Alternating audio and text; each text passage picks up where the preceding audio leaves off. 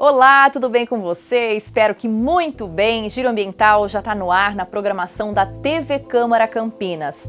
Eu te faço a seguinte pergunta: de quantas maneiras diferentes é possível que cada indivíduo, uma única pessoa, diminua o desmatamento?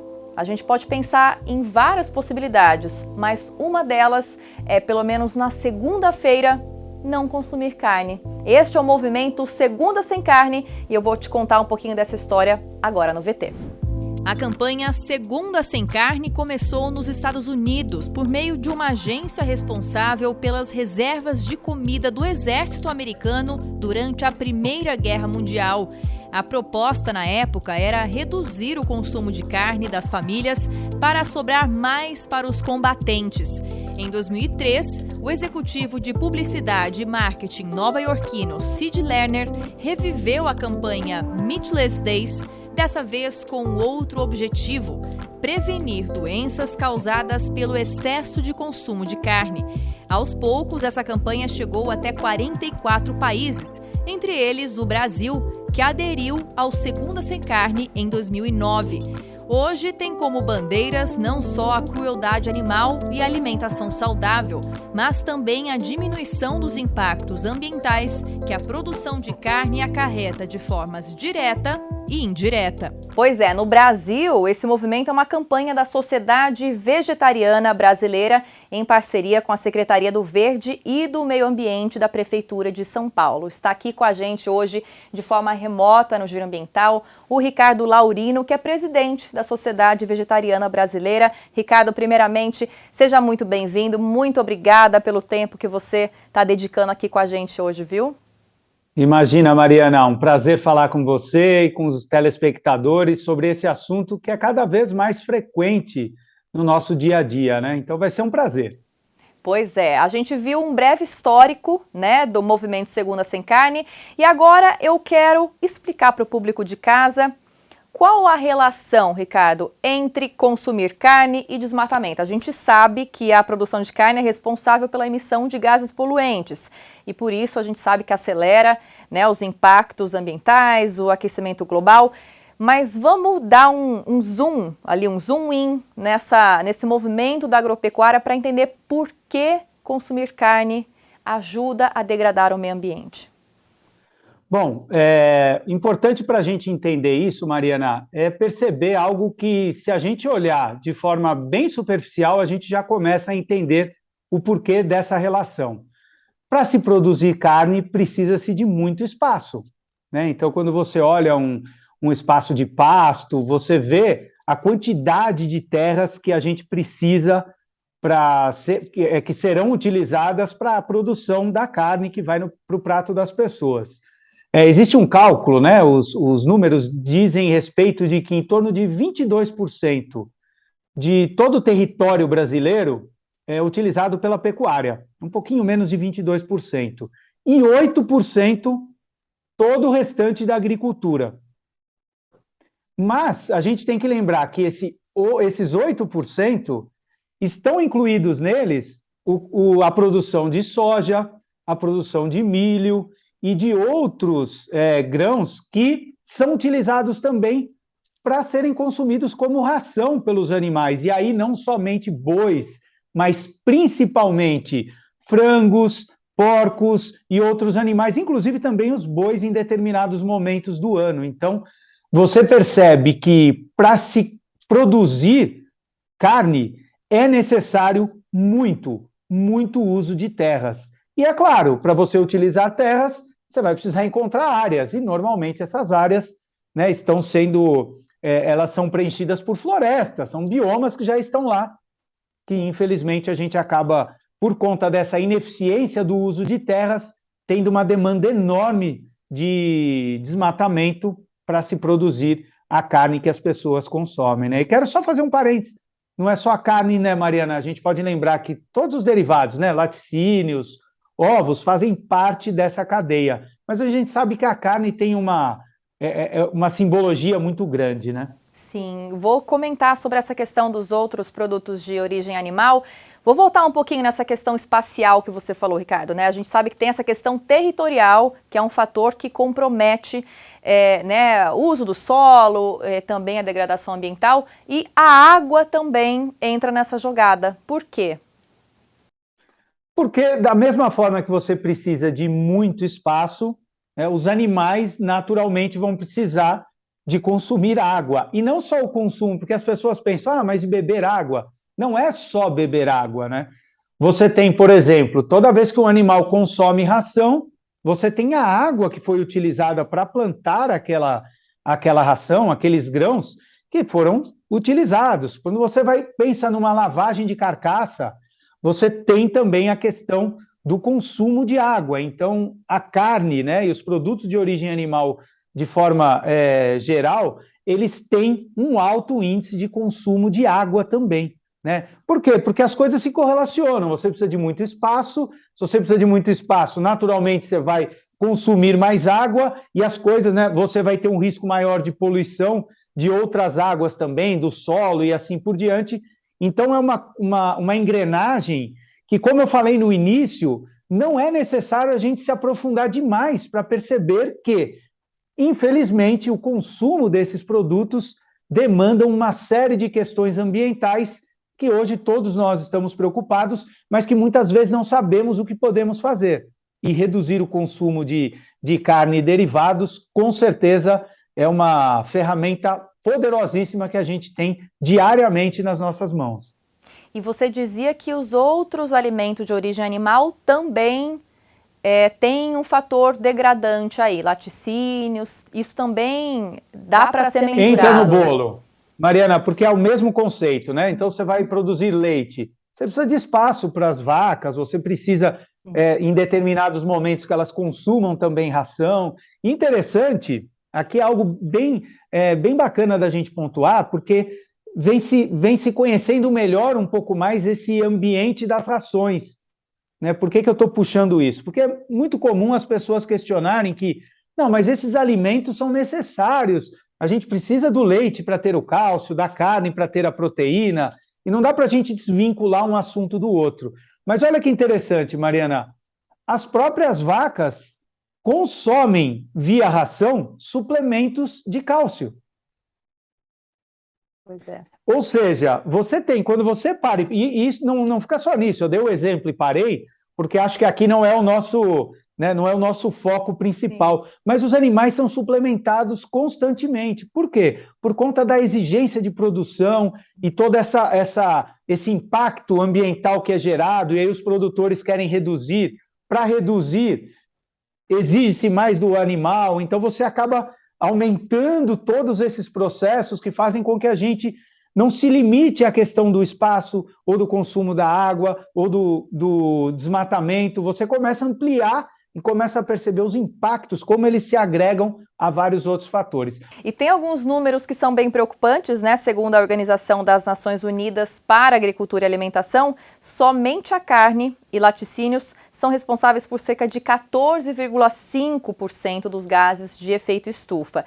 A pecuária é responsável por 80% do desmatamento na Amazônia. E a agropecuária extensiva, né, ao contrário de combater a fome, na verdade, ela contribui para o desperdício global de alimentos. Como assim, Ricardo? Muito, Mariana. E é interessante que, mais uma vez, eu puxo para esse senso comum, que é só a gente dar uma olhada, não precisa se aprofundar, a gente vai entender o porquê. O animal precisa se alimentar, né? Senão ele não cresce, ele não se desenvolve, Sim. ele não se mantém vivo. E a gente sabe, quando nós mesmos nos mantemos vivos, quando a gente precisa crescer, ou vai numa academia e quer aumentar um pouco a massa muscular, seja lá o que for, ou mesmo se a gente só vai simplesmente dormir, a gente consome calorias, a gente gasta energia. E os animais precisam repor isso. Só que, ao repor, eles não conseguem, isso é claro, gastou-se, não vai conseguir repor. Eles não conseguem repor aquelas calorias consumidas em forma de alimento de origem animal. Então, se tem um cálculo que em torno de 5 a 7, isso depende da carne e do animal, mas você tem aí uma relação de 5 a 7 calorias que esses animais consomem, chega até 11, dependendo da forma de produção. Então, que eles consomem, eles só devolvem 1 caloria. Então, imagina que você pega um animal, né? Que você fala, vou produzir alimento. Esse animal vai ter que consumir alimento, né? Ração, soja, milho, como a gente falou aqui anteriormente. Então, você vai lá e alimenta esse animal. Só que quando ele devolver, ele vai devolver muito menos calorias do que ele consumiu. Aí vem a seguinte questão, né, Mariana, que é normal.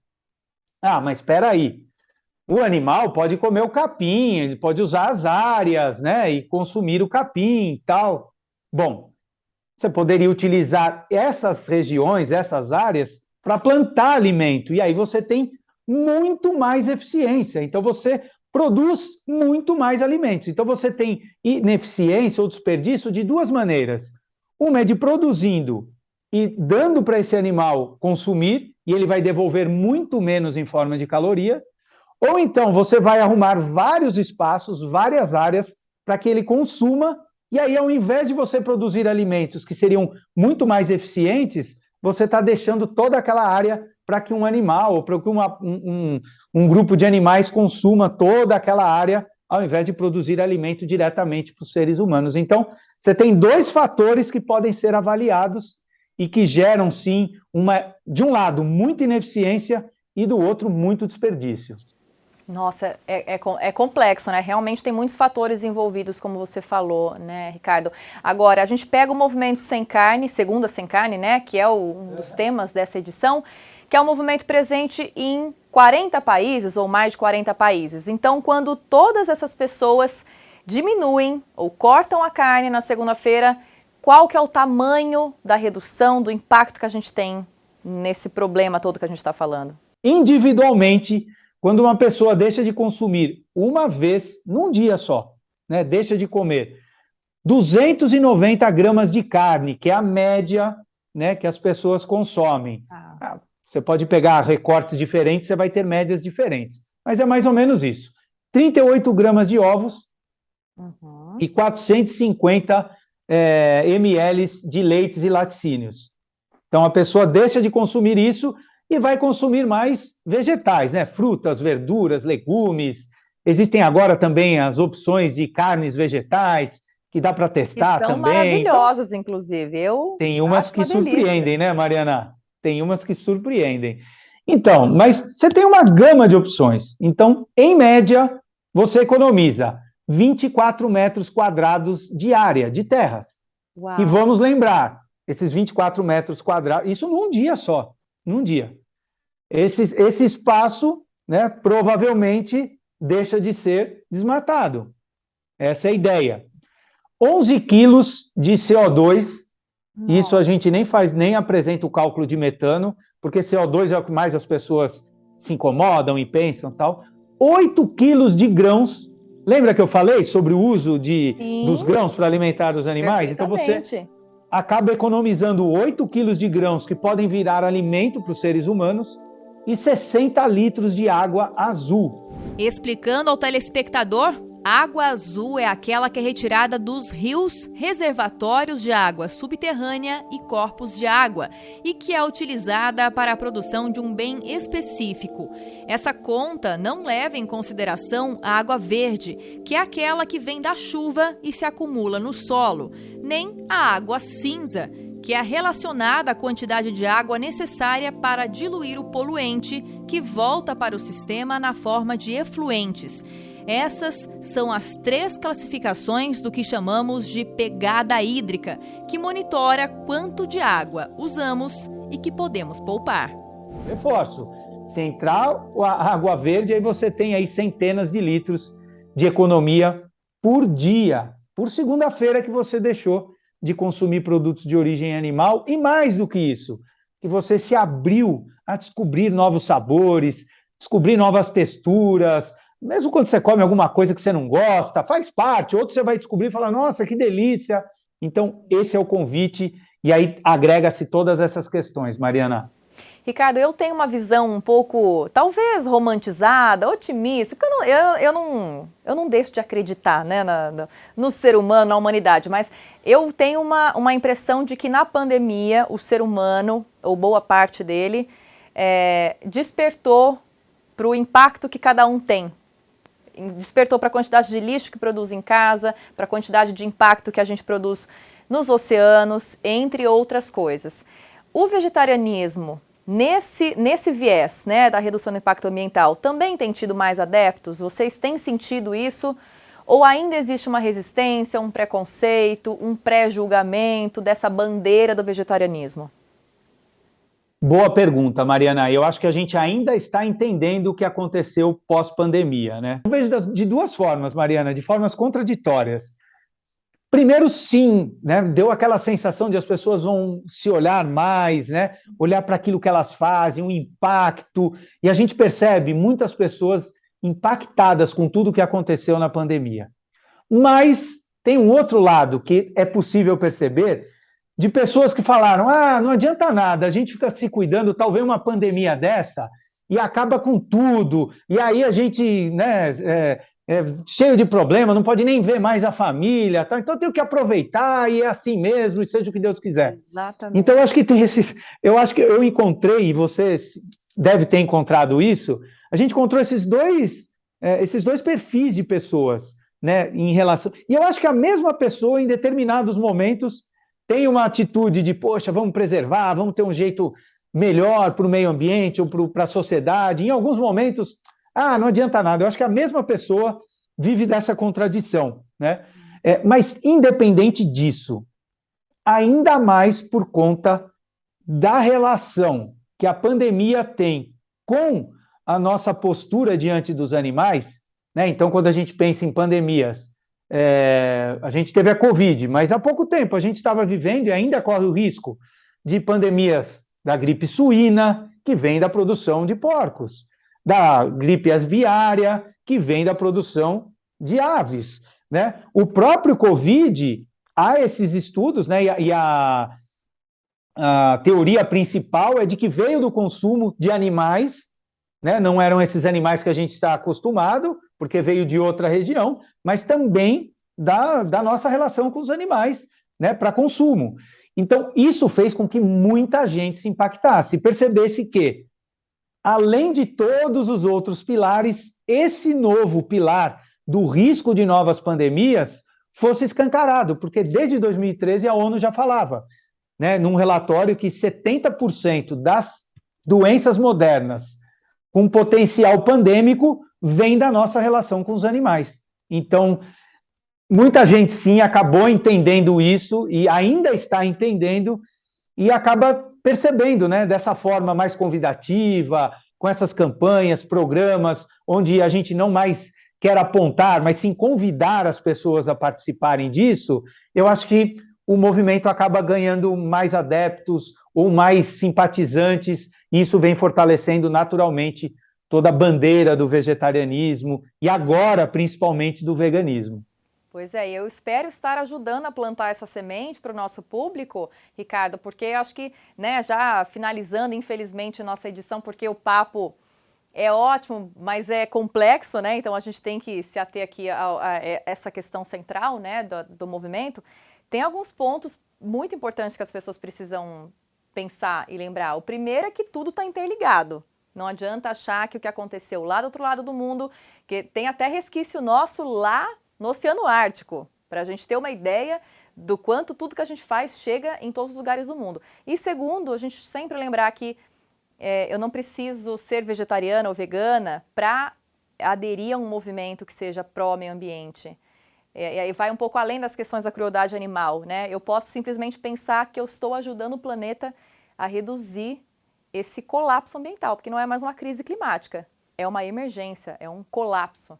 Então é isso que a gente está tentando abrir os olhos aqui para as pessoas de casa e que eu achei incrível tudo isso que você trouxe para a gente. Se tiver mais alguma coisa para acrescentar, uma mensagem, fica à vontade, Ricardo. Mariana, poxa, por mim eu ficaria uma hora aqui conversando com você. Eu também, que pena, né? Mas eu acho que a principal mensagem que eu traria para as pessoas é que se as pessoas visitassem o seu íntimo, né? Cada um que está assistindo visitasse o seu íntimo, ia perceber que, de modo geral, nós queremos sim proteger o meio ambiente. E nós pouco falamos de crise climática, a gente falou do meio ambiente como um todo, né? E isso é algo que é muito importante, porque senão a gente acha que, vou resolver a crise climática, tá, mas e a série de outros problemas que a gente tem, né? Então, é muito importante a gente visualizar isso. E aí, essa visita interior, todo mundo vai perceber que nós queremos sim proteger o meio ambiente, nós queremos sim promover a saúde, tanto nossa quanto da sociedade, né? Ter a mais abundância de alimentos para todas as pessoas. E sim, faz todo sentido. Lá no fundo, ninguém gosta de imaginar que hoje nós matamos e exploramos 70 bilhões de animais por ano, só os terrestres. Se a gente incluir os aquáticos, passa de 1 trilhão de animais. Ou seja, é possível sim a gente ter uma nova atitude sem essa visão de, eu sou melhor, eu sou pior. Não, não é essa a questão. A questão é que faz parte da nossa sociedade a gente olhar para as questões que estão no nosso entorno e fazer novas escolhas, criar novas possibilidades e construir um mundo que comece a fazer cada vez mais sentido para a nossa realidade. Então, é esse o meu convite, que as pessoas visitem o seu interior e façam essas perguntas para si mesmas. E escolhas essas que podem ser bem saborosas, porque a comida vegetariana e vegana, muito! Fome que me deu agora um temperinho, tô até lembrando aqui. É bom demais. Ricardo, muito obrigada pela sua participação mais uma vez, pelo seu tempo conosco, um ótimo trabalho e esperamos nos rever em breve em um futuro um pouco menos emergente. A gente vai conseguir, Mariana, confio. No fundo, todo mundo quer, é só a gente fazer um esforcinho. Um esforcinho. Muito obrigada, viu? E para você aí de casa, fica aí a reflexão, como a gente disse, não é uma pressão, um julgamento, você vai parar de comer carne, só reflita, porque a ação começa do conhecimento, e a gente tendo essa noção de números, impactos, trazendo especialistas aqui, a gente consegue desenhar novos hábitos, pensando no futuro das nossas gerações, nossas futuras gerações, são eles que vão sofrer. Já parou para pensar nisso? Muito obrigada pela sua companhia, pela sua audiência. Eu te espero para o próximo Giro Ambiental. Tchau, tchau.